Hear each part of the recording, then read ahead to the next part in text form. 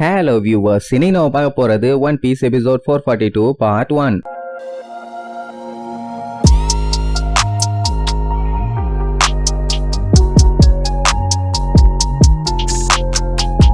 Open பண்ணா நம்ம Luffy ஸ்டெப்ஸ்ல சும்மா மின்னல் வேகத்துல பிச்சுக்கிட்டு வருவான். ஏசு உன்னை இந்த லூசுங்க கிட்ட இருந்து காப்பாத்தாம விட மாட்டேன்டான்னு. நல்ல வேலை நம்மளுக்கு சப்போர்ட்டா அவங்க 2 பேர் இருக்காங்க. என்ன வேகம்! அதே நேரம் அங்க இருக்கானுலே செக்யூரிட்டி கார்ட்ஸுங்க. ஏதோ பெரிய பல்புன்னு நினைப்பு. அவனை இந்த வழியை தாண்டி போக விடக்கூடாது அப்படின்னு ஒரு 7 துப்பாக்கியோட பயங்கரமா போசெல்லாம் கொடுத்து நிப்பானுங்க. நம்மால பீரங்கியவே பார்த்தவன் இந்த துப்பாக்கி எல்லாம் அவனுக்கு ஒரு மேட்ரா. வந்தவன் வழிய விடுன்னு சொல்லிட்டு ஓங்கி கம் பிஸ்டல்னு ஒரு அடிதான் வைப்பான். எல்லாம் அப்படியே பிளைங்ல போவானுங்க. தேவையா இந்த வேண்டாத வேலை? அவன் வந்தானே சுடவாச்சு செஞ்சிருக்கணும். அதுவும் இல்ல, வேடிக்கை பார்த்துட்டு இருந்தானுங்க. வாயிலே ஒண்ணு பொக்குன்னு வச்சிட்டான். இப்படி இவங்க ஆளுங்க அடிவாங்கிறத பார்த்த ஒருத்தன் என்ன பண்ணுவான், அங்க இருக்க டிராப்பை பிடிச்சி இழுத்து விட்டுருவானா. சைட்ல இருந்து எக்கச்சக்க கம்பிங்க சும்மா சல்லுன்னு வரும். அது எல்லாத்துக்குள்ளயுமே நம்மளால பூந்து எஸ்கேப் ஆகி வருவான். நம்ம பையன் தம்மா கூண்டு சைஸா அவன் பூந்து வருவான். நம்ம இவான் மேடம் என்ன பண்ணுவாங்க, எனக்கெல்லாம் இந்த டிராப் வச்சா போதுமாடா சைல்டிஷ் ப்ளவுஸ்னு சொல்லி அப்படியே ஒரு ஜம்ப போட்டு ஒரு ரொட்டேஷன் ஒண்ணு போடுவான். அவ்வளவுதான், அங்க இருக்க கம்பி எல்லாம் தவிடுபடி ஆயிரும். அதுக்கப்புறம் பயங்கரமா போஸ்ட் கொடுத்துட்டு இருப்பானா.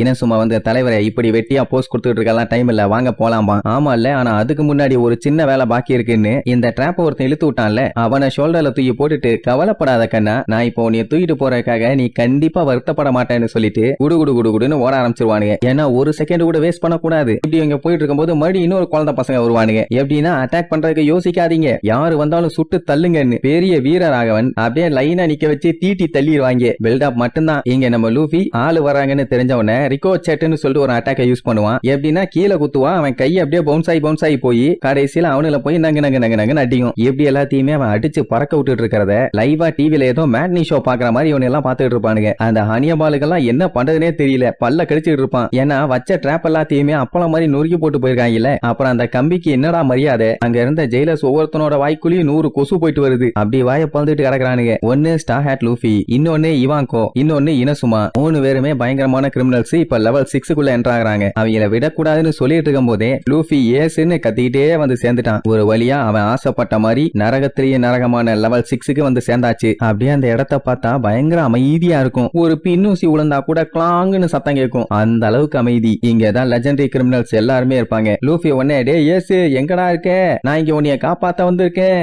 ஏசு எங்க இருக்க? ஏஸ் நான் வந்துட்டேன், அந்த லூஃபின்னு கத்திட்டு இருப்பான். எங்கேயுமே எந்த ஒரு ரெஸ்பான்ஸுமே இல்ல. இப்படி கண்ணா பின்னான்னு கத்திட்டு இருந்தா எனர்ஜி தான் வேஸ்ட்னு சொல்லிட்டு இவன் ஒரு ஆளை தூக்கிட்டு வந்தால அவங்கிட்ட கேட்பான், ஒழுங்கா உண்மையை சொல்லு, ஏஸ் எங்க இருக்கான்னு. அவன் முடியாது, என்னால சொல்ல முடியாதுன்னு சொல்லி பயத்துல நடிகிட்டு இருப்பான். சரி வேற வழி இல்ல, உன்னோட உண்மையான உருவத்தை வெளியெடுத்தா மட்டும்தான் உன்னால சொல்ல முடியும்னு சொல்லி அந்த சோல்ஜரோட உடம்புல ஃபீமேல் ஹார்மோனை ஏத்தி விட்டுருவான். ஆம்பளையா இருந்தவன் கம்ப்ளீட்டா பொம்பளையா மாறிடுவான். லூஃபி பார்த்துட்டு அசந்துருவான், என்ன டப்புன்னு பொண்ணா மாத்திட்டானேன்னு. ஏன்னா இப்பதானே ஃபர்ஸ்ட் டைம் இதை லைவா பாக்குறான். இந்தா இதுதான் நீ அப்படின்னு சொல்லிட்டு கண்ணாடியை காமிச்சு நீ புதுசா மறுபிறவி எடுத்து வந்திருக்கேன்னு சொல்லுவானா. அவன் அப்படியே ஷாக்கா கண்ணாடியை வாங்கி பாப்பான். இனிமேட்டு நீ ஜெயிலர் இல்ல, நியூ காமாலேண்ட்ல ஒரு ஆளு அப்படின்னு சொன்ன உடனே அவன் பயங்கரமா ஷாக் ஆகி கத்துவான்னு பார்த்தா சந்தோஷம் தாங்க முடியல. வாவ் எவ்வளவு அழகா இருக்கேன்னு அந்த இவானுக்கு தேங்க்யூ சொல்லிட்டு நான் யாருன்னு நீ கண்டுபிடிக்க வச்சிட்டீங்க அப்படி இப்படின்னு ரொம்ப மரியாதையா ட்ரீட் பண்ண ஆரம்பிச்சிருவான். சரி ஓகே, ஏஸ் இப்ப எங்க இருக்கான்னு கேட்ட உடனே வழி சொல்லிடுவான். சாரி சொல்லிடுவான், அதான் பொண்ணா மாறிட்டால. சரி ரைட்டுன்னு அடிச்சு புடிச்சு அங்க இருக்க ஜெயிலெல்லாம் தாண்டி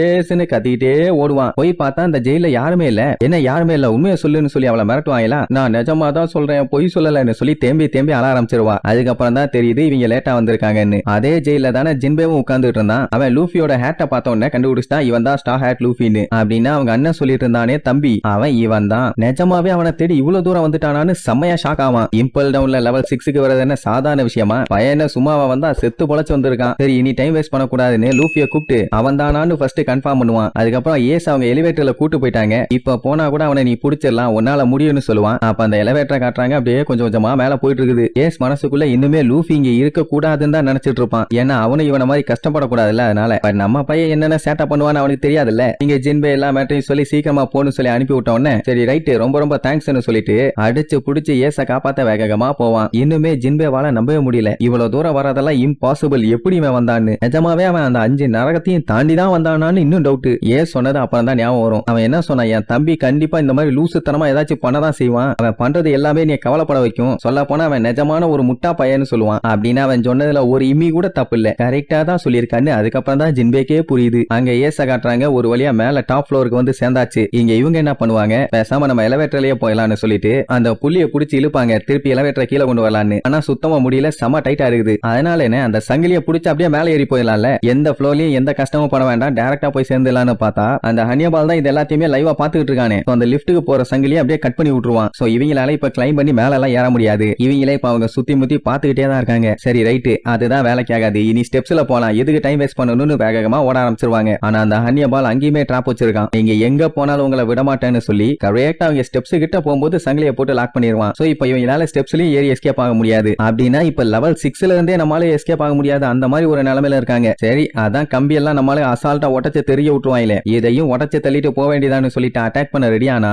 மேல இருந்து பயங்கரமா கேஸ் வர ஆரம்பிச்சிடும். இது என்ன பாய்சன் கேஸான்னு பாத்துக்கிட்டு இருப்பாங்க. அந்த டைம் அங்க இருக்க ஜெயில் கைதிங்க எல்லாம் கொல்ல காண்டாவானுங்க. ஏன்னா இவங்க பண்ற அட்டுவலியத்துல அவனுக்கு கேஸ் எல்லாம் அனுப்பிட்டு இருக்கானுங்கல்ல, அது அவனுக்கு காண்டாகுது. லூஃபி இருந்துட்டு இது பாய்சனா இருந்தாலும் எனக்கு அதை பத்தி கவலை இல்ல, நான் ஏச காப்பாத்தாம விட மாட்டேன்னு வேகமா அந்த கேஸுக்குள்ள ஓடுவான். கடைசியில ஓட முடியாம பொத்துன்னு விழுவான். அதுக்கப்புறம் தான் தெரியுது இது ஸ்லீப்பிங் கேஸ்ன்னு. இப்ப இப்படி கேஸ் வரதுனால அங்க ஜெயில இருக்க ஜெயில் கைதிகளுமே தாங்க முடியாம மயக்கம் போட்டு பொத்துன்னு விழ ஆரம்பிச்சிருவானுங்க. இப்போ இவங்கள மயக்க மருந்து கொடுத்து இங்கே ஸ்டாப் பண்ணிட்டாங்கன்னா அதுக்கப்புறம் அழகா பிடிச்சி ஜெயில போட்டலாம், எந்த ஒரு பஞ்சாயத்தும் இல்ல. அதனாலதான் இப்படி ஒரு ட்ராப் வச்சிருக்காங்க. எப்படி நம்மளுக்கு தொக்கா மாட்டிட்டாங்க, ஓடுறதுக்கு எங்கேயுமே வழி இல்லைன்னு தெரிஞ்ச உடனே ஹனியபாலுக்கு செம ஹாப்பி. எல்லா காட்சியுமே அட்டாக்கு ரெடியா வைங்க, இந்த மேட்டரை மகளனுக்கு இன்ஃபார்ம் பண்ணுங்க, என் ஜாப் இப்ப சேஃப்னு சொல்லிட்டு என்ஜாய் பண்ணுவான். அதுக்கப்புறம் கூட இந்த பஞ்சாயத்து எல்லாத்துக்குமே காரணம் நான் மகளன் தான் சொல்லி இழுத்து விட போறேன், அதுக்கப்புறம் அவன் வேலை போகும், நான் வாடனா மாறிடுவேன்னு சொல்லுவானா. கூட இருக்க ஆளுங்க வைஸ் வார்டன் இன்னும் ஹெட்போன் ஆன்ல தான் இருக்குமா, ஐயோன்னு ஷாக் ஆயிடுவான். என்னன்னா இவன் பேசின எல்லாத்தையுமே அங்க வார்டன் கேட்டுட்டான். ஆனா அவன் ஷாக் ஆக மாட்டான், ஏன்னா அவனுக்கு நல்லாவே தெரியும் ஹனியபால் இப்படித்தான் வேலை பண்ணிட்டு இருப்பான்னு. இதெல்லாம் கேட்டவன் அவன் பாட்டுக்கு போயிருக்கலாம். ஆனா அதை விட்டுட்டு